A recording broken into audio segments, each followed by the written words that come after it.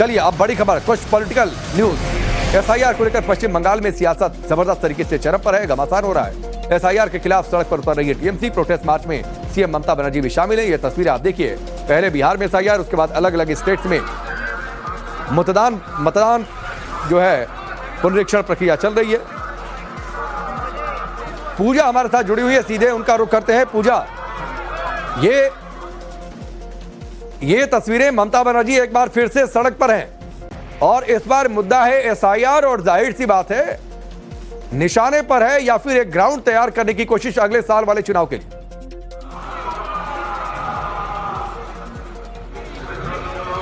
बिल्कुल, आपको बता देते हैं आज ये रैली निकाली गई है एसआईआर के खिलाफ और इसमें नेतृत्व दे रही है खुद तृणमूल कांग्रेस की जो चेयरपर्सन है ममता बनर्जी, और साथ ही उनके जो राष्ट्रीय सचिव है अभिषेक बनर्जी, वो भी इस रैली का नेतृत्व कर रहे हैं।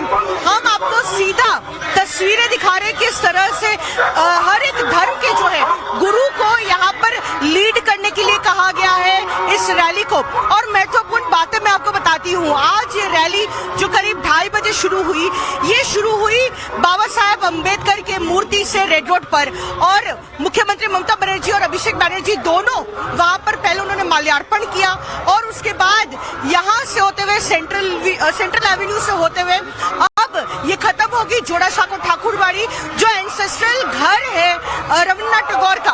तो यानी कि मुनीषी को जो है अहमियत देते हुए और किस तरह से एसआईआर में लगातार हमलावर रही है तृणमूल कांग्रेस, और ये कह रही है कि अगर एक भी शख्स का सूची से नाम कटता है तो यहाँ तक कि वो दिल्ली जाएंगे और इलेक्शन कमीशन का घेराव करेंगे 1 लाख लोगों के साथ। आप तस्वीरों में देखिए, आपके दोनों तरफ जो है लोग दिखेंगे, हर एक चौराहे पर जो है लोग खड़े हैं ममता बनर्जी को देखने के लिए। और अहम बात मैं ये भी बता दूं, आज जहां मुख्यमंत्री ममता बनर्जी और जो पार्टी की चेयरपर्सन भी है इस रैली का नेतृत्व कर रही है, उनके हाथ में एक कॉन्स्टिट्यूशन बुक है, यानी कि कॉन्स्टिट्यूशन को आगे रखते हुए और पहले ही दिन से एसआईआर के खिलाफ तृणमूल कांग्रेस जो है अपनी आवाज उठाती आई है। और आज 12 राज्यों और यूनियन टेरिटरी समेत जो है पश्चिम बंगाल में भी एसआईआर शुरू हो चुका है। ऐसे में एसआईआर के पहले ही दिन आज तृणमूल कांग्रेस की जो है ये अहम रैली। लेकिन पूजा, सवाल तो ये उठा कि जिस संविधान को आगे रखकर ममता बनर्जी ये रैली निकाल रही हैं, उसी संविधान ने चुनाव आयोग को ताकत दी है। चुनाव आयोग एक कॉन्स्टिट्यूशनल बॉडी है और ये समय समय पर वोटर लिस्ट की जांच होती रहती है। बिहार में भी हुआ और इस पर सुप्रीम कोर्ट में यह मामला गया, किसी ने रोक नहीं लगाई। तो ये सिर्फ आज की जो रैली निकाली जा रही है, ये एक पॉलिटिकल पोस्टरिंग की जा रही है, क्योंकि ये पता है कि अगले साल की शुरुआत में बंगाल में चुनाव होने हैं और जाहिर सी बात है अब सारी गोटियां उसी हिसाब से सेट की जा रही।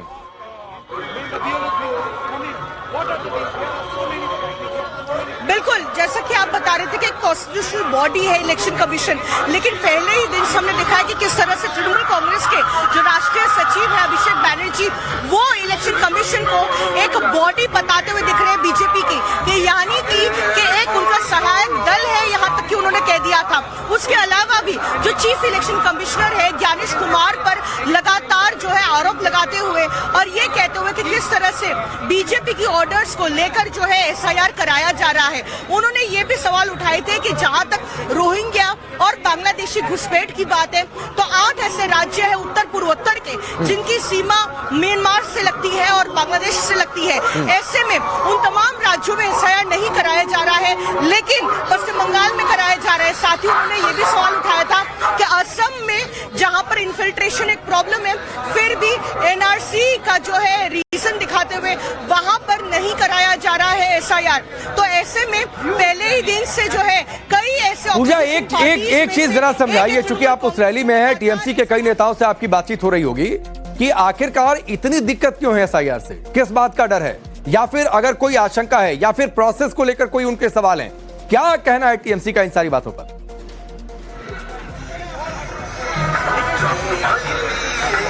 देखिए, जहां तक अगर हम बात करें कि किस बात का डर है और आखिरकार तृणमूल कांग्रेस क्यों इसका विरोध करती रही है, तृणमूल कांग्रेस का ये कहना है कि जेन्युइन वोटर्स को जो है उनके नाम काटने की कोशिश की जाएगी एसआईआर में।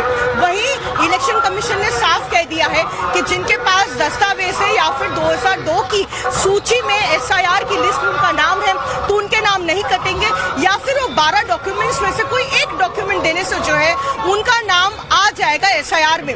लेकिन बीजेपी का कहना है, और हमने देखा है कि इस तरह से केंद्रीय मंत्री शांतनु ठाकुर ने भी कहा है कि एसआईआर होने से पश्चिम बंगाल से 1 करोड़ नाम कटेंगे। तो ऐसे में जहां लगातार भाजपा ये कहती रही है कि कई ऐसे घुसपैठिए हैं जिनके नाम कटेंगे, शांतनु ठाकुर ये कह रहे हैं कि 1 करोड़ नाम कट सकते हैं, शुभेंदु अधिकारी कह रहे हैं किस तरह से कि जो इलीगल इमिग्रेंट है, जो इन्फिल्ट्रेटर्स है, जो पश्चिम बंगाल में फिलहाल रह रहे हैं, उनके नाम कट जाएंगे। ऐसे में तृणमूल कांग्रेस को नुकसान पहुंच सकता है और इसीलिए तृणमूल कांग्रेस जो है इसका विरोध कर रही है। तो पूजा, क्या ये मान लें कि इस एसआईआर के बाद इलीगल इमिग्रेंट्स या घुसपैठिया कितने हैं, कितने लोग गैर कानूनी तरीके से रह रहे हैं, ये सारा एक नंबर आ जाएगा और इसका सीधा असर वोट बैंक पर पड़ेगा। इसीलिए ये जमावड़ा आज सड़कों पर है पश्चिम बंगाल में।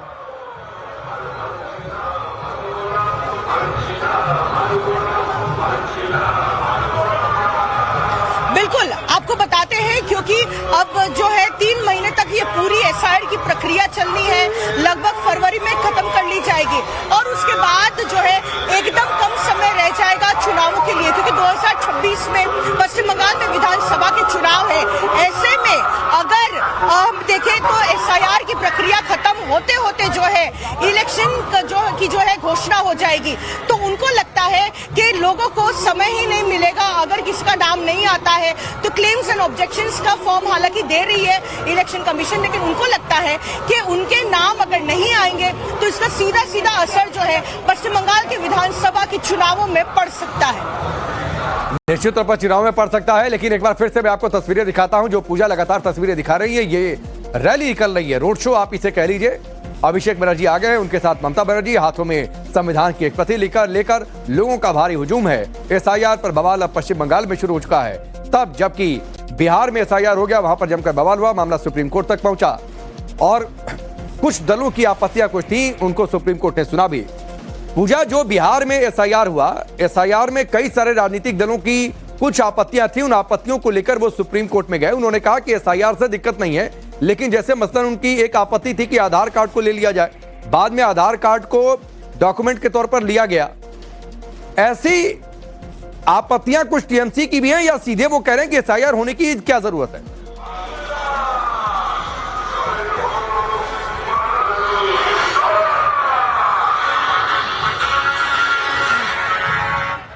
अगर आपका सवाल थोड़ा सा रिपीट करें।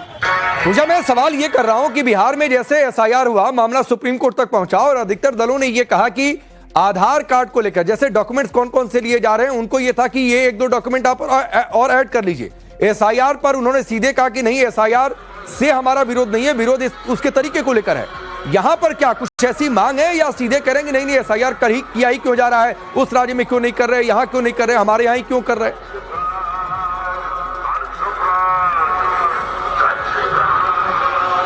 देखिए, आपको बताते हैं जिस दिन प्रेस कॉन्फ्रेंस हुई थी और chief election commissioner Gyanesh Kumar ने अनाउंस किया था कि जो सेकेंड फेज एसआईआर का अब शुरू होने जा रहा है 12 राज्यों और यूनियन टेरिटरीज से, तब उन्होंने साफ कह दिया था कि आधार जो है वो नागरिकता का प्रमाण नहीं है, लेकिन एक आइडेंटिटी प्रूफ है।